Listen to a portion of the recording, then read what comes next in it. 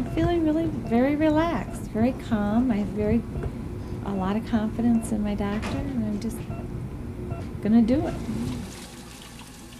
Diethrich will perform the operation. The rehabilitation program gave Pat 10 good years, but the killer is still at large. I'm sure it's sort of disappointing to her because she thought she was doing exceptionally well, and she's a great example of atherosclerosis, of hardening the arteries, and how you have to keep working on it all the time because it's a progressive disease and it can just insidiously attack one without any warning. That's what happened in Pat's case this time. But we're going to go in and get her fixed up. So. Dietrich's team makes an incision into Pat's neck artery. They must remove the blockage or plaque before it dislodges in her bloodstream. If they fail, Pat will die of a stroke. I'll make an incision into the artery and we'll extend it with the scissor and go right up across this plaque. Plaque builds up where lumps of cholesterol have accumulated. This material, laden with calcium, can take a lifetime to develop. And here it is. This is the #1 killer of women in our country. You can see how in this particular case, this is the block that was going to her brain, and this is the area where the little clot had formed and was flicking up to the brain, causing the little mini-stroke. The #1 killer of American women, atherosclerosis. From a stainless steel battlefield, Pat returns to the living. Her fight is both a tribute to the human spirit and the resilience of a woman's heart. Few natural systems match its elegance, economy, or durability. Depleted blood is pumped to the lungs where it picks up oxygen and rushes through 60,000 miles of vessels to nourish every cell of our bodies. In spite of its durability, attacks on the cardiovascular system kill 3 times more women than ovarian, breast, and lung cancer combined. What are the odds it could happen to you? We set this part of our story in a location where women play the odds every Saturday afternoon. It's Ladies' Day at this horse track in Arizona. With the help of jockey Dawn Harrison, we put some life and death statistics in motion. Dawn will not suffer from a heart problem during our program. She's here to illustrate how age affects your odds of developing cardiovascular disease. Dawn's a consummate athlete and actually went on to win the race you're about to see. But in spite of her vitality, Dawn's odds for heart disease will jump along with the rest of us as she grows older. Number 7, Mom. Number 7, 120. Correct. Thank you. Number 4. By the time we reach age 45, women share a 1 in 9 chance of suffering heart disease. 112. It's good.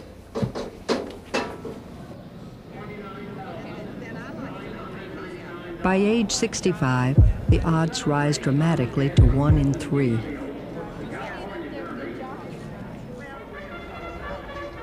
So fire hose in the morning paper was picked to win. Really? Which one? Yeah. Number 5? Yeah. The reason for this sudden handicap is a chemical body clock that turns girls into women and women into mothers. Best odds or the worst odds? No, 6. They're off. Parachute jumper on the... Sex is determined by hormones, chemical messengers that speed through our bodies. On the outside, that's Miss Wine Kiss getting ahead in front. A hormone called estrogen helps create females. Manufactured in the ovaries, estrogen prepares the uterus to nourish a fertilized egg. Estrogen also keeps fats called cholesterols from building up in the bloodstream. High levels of bad cholesterol, or LDLs, are created when we eat fatty foods. These LDLs lead to heart disease when they bind to artery walls. If we watch our diets, the bad cholesterol is carried away by high-density lipids, or good cholesterol. Estrogen stimulates the body to produce even more good cholesterol.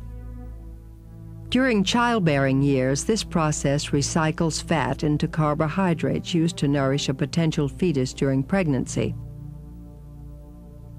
High levels of estrogen protect women from heart disease until they reach menopause. At this change of life, our estrogen supply begins to fall. Bad cholesterol accumulates in our blood vessels, a condition known as atherosclerosis, or hardening of the arteries. When heart vessels clog, heart muscle is starved for oxygen, triggering a heart attack.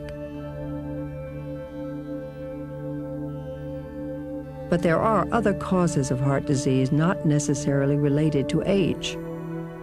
One of the most serious is arrhythmia. In this condition, the nerves that control the heart misfire. Some arrhythmias cause the heart to race out of control. Others make it beat so slowly the heart can stop functioning altogether. Each year, 400,000 people die from arrhythmias in the United States alone. In Baltimore, a dedicated nurse was about to join the casualty list. I do know what it's like to be scared, really scared. I know it's there, it just, doesn't rule my life. And I think about the story of the telltale heart, that I will one day succumb, but my heart will continue to beat.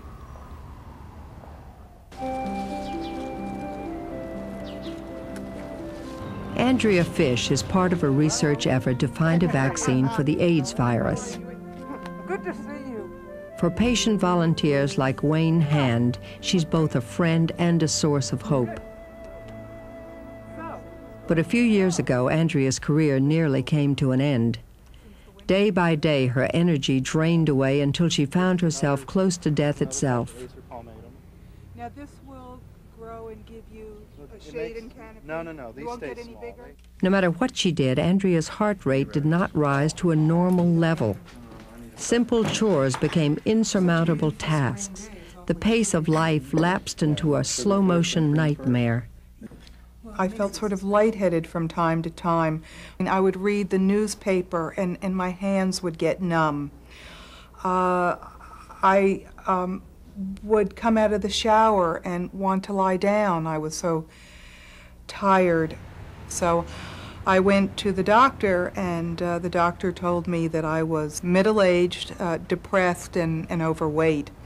And I didn't disagree, but yet there were clearly some signs and symptoms that needed to be examined more thoroughly.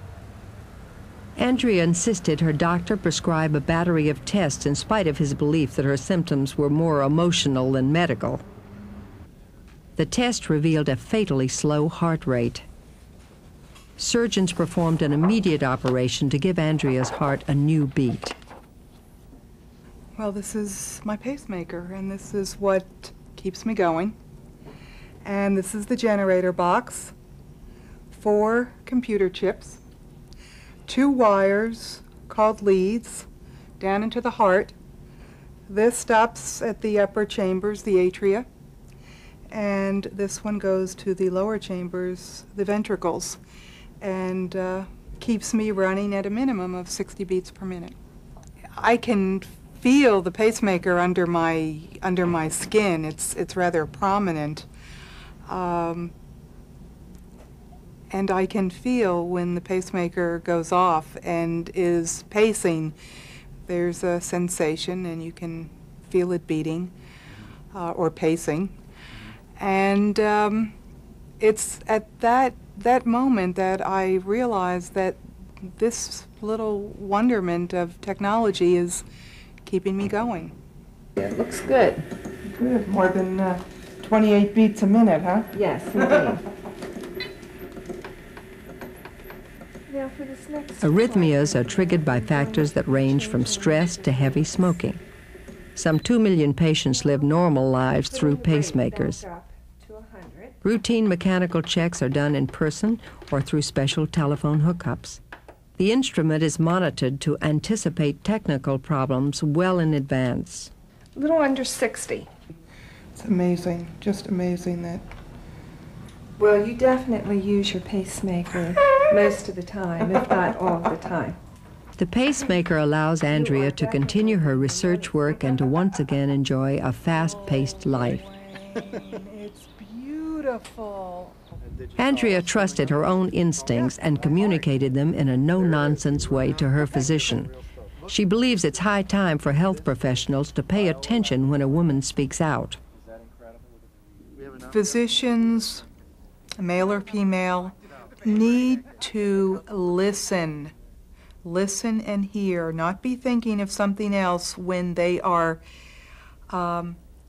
asking their patients questions. They need to ask the appropriate questions. That is the art of medicine, is to ask the appropriate questions. In Cleveland, the art of listening and asking questions takes on a special meaning when it comes to matters of the heart. The Cleveland Health Museum is the first of its kind in America. Future doctors and patients learn the wonders of what makes us tick. This is a heart that is cut in half, and we get to see really big what the 4 chambers are. These 2 up at the top are called the atria. These 2 at the bottom are called the ventricles. Half the battle against heart disease can be won through education.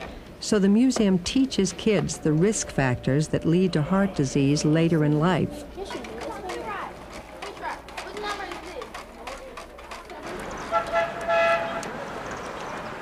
Cardiologist Ann Taylor believes that education programs should be a national priority for adults as well. She supports programs like the Cleveland Medical Association's Health Day. Here, women and their families get solid advice about saving their hearts. Tell me a little bit about the personal risk factors that you have for heart disease that you've been able to modify. I believe, and this is what my family stresses to me, that I should do something to manage my stress level because it is a risk factor, and I believe that. Recently, Taylor spearheaded Cleveland's first women's education program on heart disease. The opening meeting was standing room only. We were very surprised at the magnitude of the response. We had something like 300 women who came, stayed to the end of the program, and asked questions for 20 or 30 minutes after the program. So there clearly was a need to know in the non-physician population here. Had an education program been in place when Terry Stabile grew up, she might have recognized the symptoms of a deadly heart attack. Terry, what's your understanding of the relationship? Terry has diabetes, a disease that reduces the benefits of estrogen. At an unusually early age. She's now on medication, but 2 years ago, when she suffered a heart attack, the staff at the local emergency room was unaware of the diabetes-heart disease connection. I don't know how many people asked me if I used recreational drugs, and I said no, and they said not at all, and I said no, absolutely not at all. I was asked if I smoked. I said no, I don't smoke. And you know, I was asked any question that they could come up with to try to rationalize why I had a heart attack.